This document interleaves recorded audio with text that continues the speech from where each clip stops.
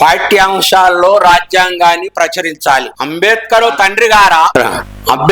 తండ్రి గారా మళ్ళీ జన్మించు. మీరు వేసిన పూల బాటలు ముండ్ల పొదలైనవి. మీరు పెట్టిన రిజర్వేషన్ నీటి మీద రాతలైనవి. అంతా ప్రైవేటీకరణే. మీ ఓటుకు నోటు కేసయింది. ఈవీఎం ఓటింగులు పెత్తందారులకే పలుకుతున్నాయి. ప్రజాస్వామ్యంకు పాతరేసినారు. భారత రాజ్యాంగమును అసెంబ్లీలో పార్లమెంటులో ప్రమాణానికి పరిమితమైంది. ఆచరణ అతపాతాలానికి. విద్యలో సిబిసిఎస్కే కాదు, ఇంగ్లీషు చదువునే రద్దు చేశారు. విద్య వైద్యం అందని ద్రాక్ష అయింది. ఇది కంప్యూటర్ యుగము కాదు, పాత రాతి యుగం.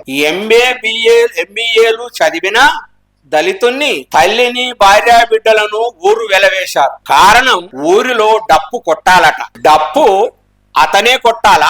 వేరే వాళ్ళు కొడితే మోగదా? హెలికాప్టర్ హెక్టార్లు ఎకరాలు భూములు మీవే.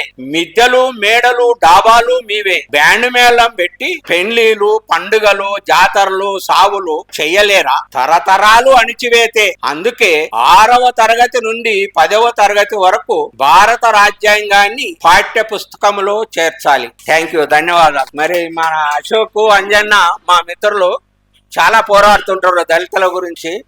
చాలా గ్రేట్, ఇంత మంచి సబ్జెక్టును పెట్టినందుకు చాలా థ్యాంక్స్ అన్న.